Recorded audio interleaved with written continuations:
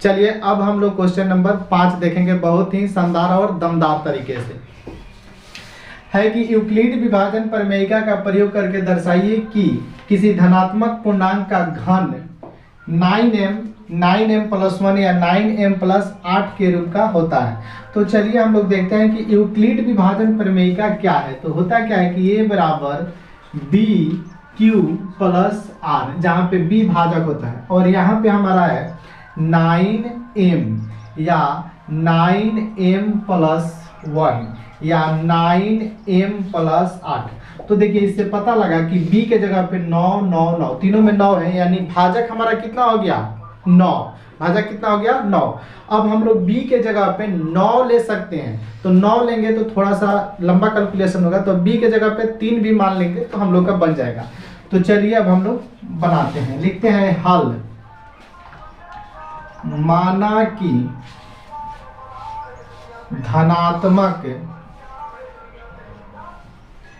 धनात्मक पूर्णांक बराबर a। तो धनात्मक पूर्णांक को हम लोग क्या मान लिए a, और लिखेंगे कि भाजक b, भाजक क्या है b, तो भाजक b बराबर 3, क्या मान लिए 3। तो जब भाजक b 3 मान लिए तो शेष जो आएगा वो भाजक से छोटा होगा। देखिए शेष क्या होता है कि भाजक से हमेशा छोटा होता है, हमेशा। तो शेष यानी शेष हमारा r, शेष को r से सूचित करेंगे और ये कितना हो जाएगा, तो 3 से छोटा 0 हो सकता है, 1 हो सकता है और 2 हो सकता है। अब शेष पता लग गया। अब हम लोग लिखेंगे कि यूक्लिड विभाजन प्रमेयिका से, यूक्लिड विभाजन प्रमेयिका से तो यूक्लिड विभाजन प्रमेयिका लिख लेंगे a बराबर BQ प्लस R। अब a का मान तो नहीं है तो a, अब बराबर b का मान हमारे पास है 3 और q, अब प्लस r का मान फर्स्ट में हम लोग ले लेंगे 0, तो यहाँ पे रखेंगे 0। तो a बराबर हो जाएगा 3q, अब 3q में 0 जोड़ेंगे तो 3q होगा। अब हमें क्या करना है कि घन करना है, तो लिखेंगे दोनों तरफ घन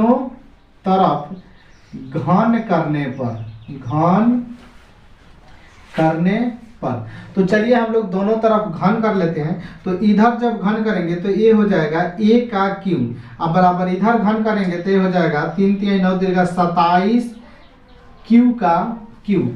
अब क्या कीजिए कि इसमें से कॉमन निकालेंगे, तो लिखेंगे AQ बराबर, इसमें से 9 कॉमन निकालेंगे तो इधर बचेगा 3Q का Q। तो AQ बराबर 9 के जगह पे 9 लिखेंगे और 3Q के जगह 3Q, इसका होल Q है, इसका Q है, तो यहाँ पे लिख लेंगे M और लिखेंगे कि माना कि 3Q का Q बराबर m, और यही हो जाएगा हम लोग का समीकरण 1। आगे इसका सिद्ध करते हैं, तो लिखेंगे पुनः, और हम लोग जो समीकरण 1 लाए थे कि AQ बराबर 9m। चलिए अब हम लोग आगे देखते हैं, लिखेंगे पुनः यूक्लिड विभाजन प्रमेयिका से a बराबर BQ प्लस R। अब a के जगह पे तो a लिखेंगे, अब बराबर b के जगह पे 3 लिखेंगे और q के जगह पे तो q होगा और प्लस। अब r के जगह पे हम लोग अंकित बार 1 लेंगे, r के जगह पे 1, तो यहाँ पे लिखेंगे 1 आ गया। अब घन करना है तो लिखेंगे दोनों तरफ घन करने पर, दोनों तरफ घन करने पर। तो चलिए हम लोग दोनों तरफ घन करते हैं। तो इधर घन करेंगे तो ये हो जाएगा a का q, अब बराबर इधर घन करेंगे तो ये हो जाएगा 3q जोड़ 1 का होल q। अब चलिए आगे का स्टेप देखने के लिए थोड़ा सा फार्मूला हम लिख देते हैं कि a प्लस b का होल q क्या होता है। तो देखिए यहाँ पे लिखते हैं a प्लस b का होल q बराबर होता है AQ जोड़ 3AB स्क्वायर जोड़ 3A स्क्वायर B जोड़ BQ।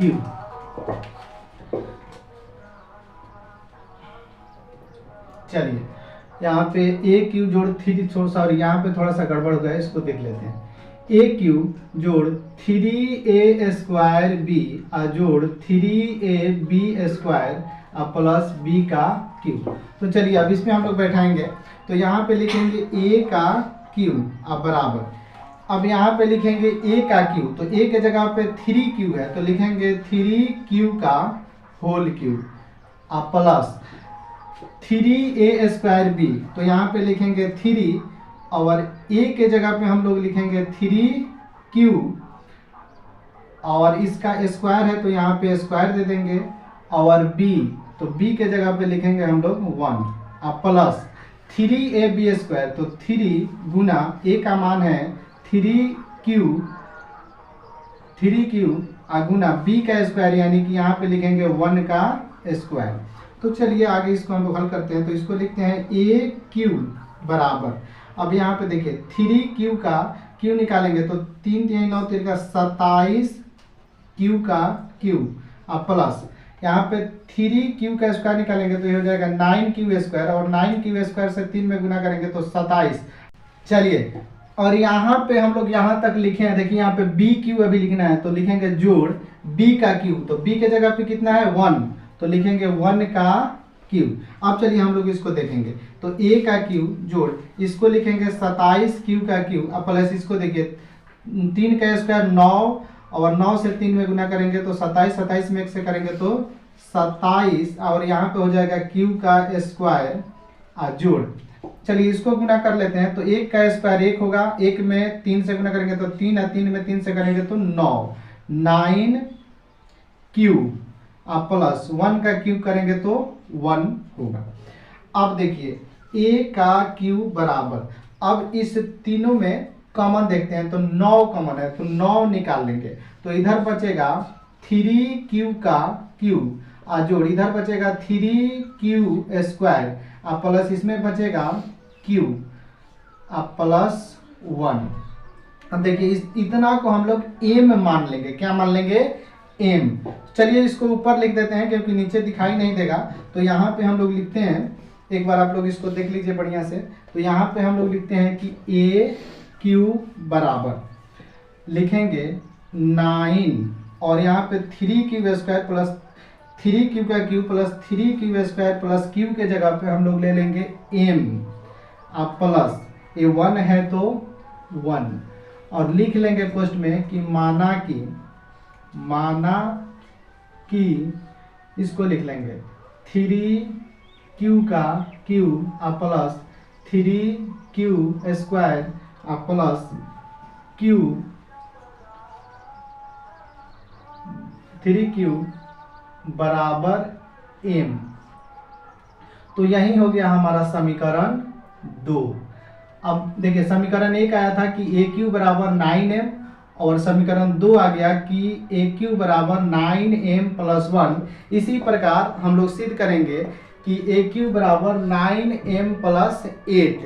तो चलिए हम लोगों ने समीकरण यहाँ पे 1 निकाला, समीकरण 2 निकाल दिए हैं। अब हम लोग 3 निकालने का प्रयास करते हैं, तो लिखेंगे पुनः यूक्लिड विभाजन प्रमेयिका से a बराबर bq प्लस r।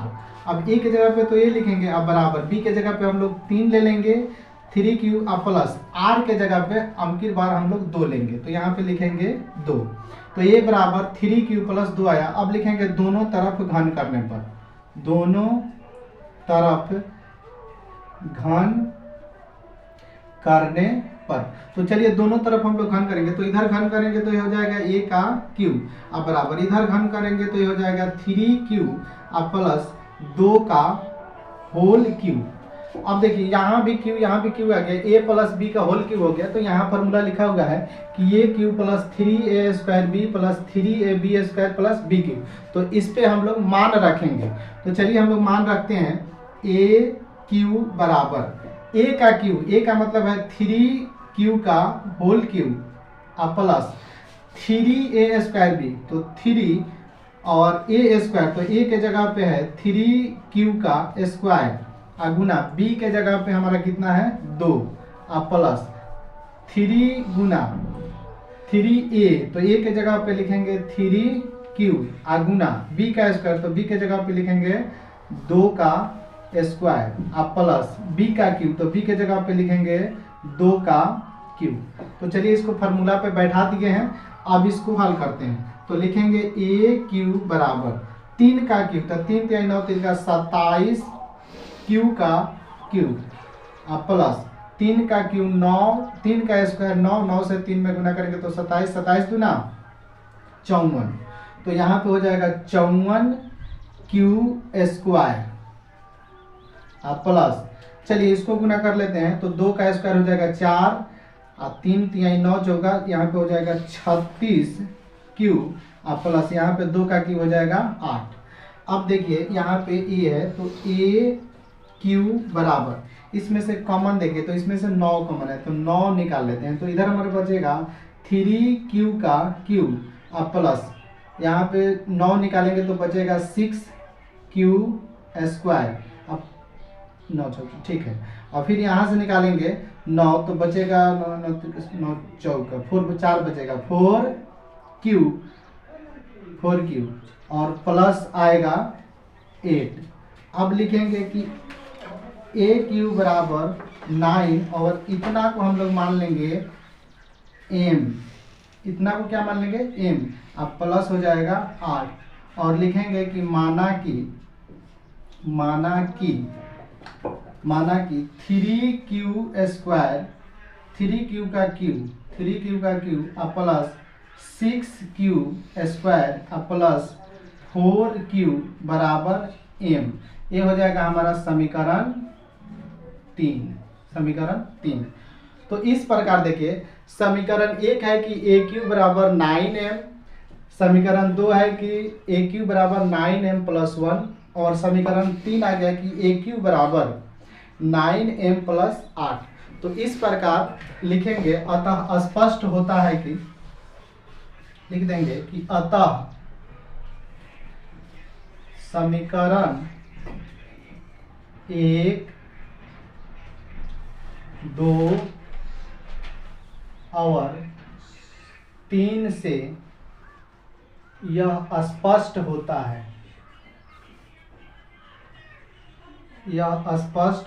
है कि किसी धनात्मक पूर्णांक का घन कैसे होता है 9m प्लस समीकरण 2 कितना आया है 9m प्लस 1 या 9m प्लस 8 के रूप में होता है।